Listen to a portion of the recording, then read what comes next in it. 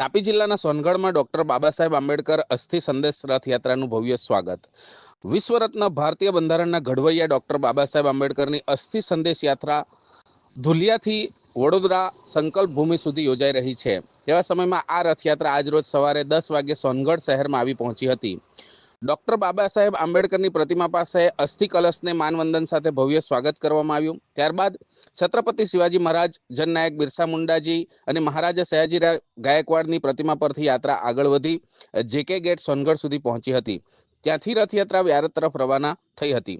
આ પ્રસંગે નગરપાલિકાના પ્રમુખ શ્રી સારિકાબેન પાટીલ, કેબિન સમિતિના અધ્યક્ષ શ્રી પ્રકાશભાઈ માળી, શાસન પક્ષના નેતા યોગેશભાઈ મરાઠે, આકાર સમિતિના અધ્યક્ષ શ્રી કિશોરભાઈ ચૌધરી, આરોગ્ય સમિતિના અધ્યક્ષ રાજેન્દ્રભાઈ ભાવસાર, નગર સેવિકા સંગીતાબેન પાટીલ, કમલબેન પવાર, ગટર સમિતિના અધ્યક્ષ ભીમરાવ પાટીલ સહિતના અનેક આગેવાનો ઉપસ્થિત રહ્યા હતા.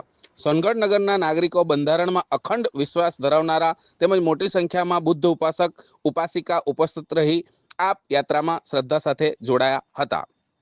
મારું નામ ગોપાલ સામુદ્રે, બુદ્ધિસ્ટ સોસાયટી ઇન્ડિયા ભારતીય બૌદ્ધ મહાસભાનો દક્ષિણ ગુજરાતનો અધ્યક્ષ છું.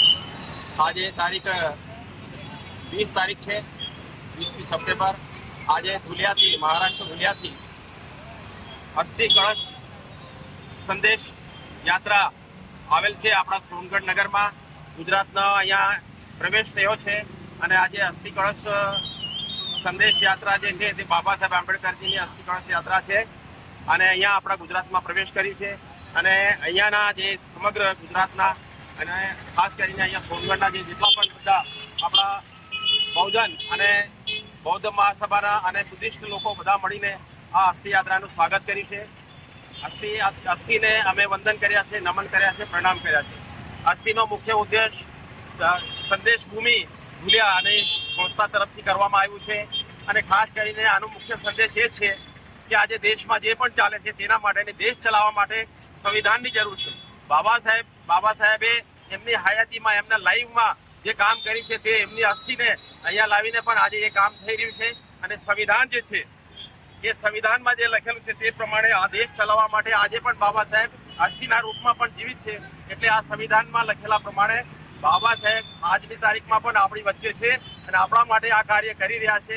અને એટલા માટે એમની જે અસ્થિ છે તે અસ્થિને અમે સૌ ગુજરાતના અને ખાસ કરીને સોનગઢના, તાપી જિલ્લાના, વડોદરા, બારડોલી અને સુરત, વ્યારા એ બધા મળીને અમે એમને વંદન કરીએ છીએ, નમન કરીએ છીએ, પ્રણામ કરીએ છીએ અને સંદેશ આપીએ છીએ કે હમ સબ એક હૈ. ભારતના લોકો એક છે, અમે બધા ભારતીય છે અને ભારતને એક રાખવા માટે સંવિધાનનો ઉપયોગ કરો, સંવિધાનમાં સમજો, સંવિધાનને બચાવો.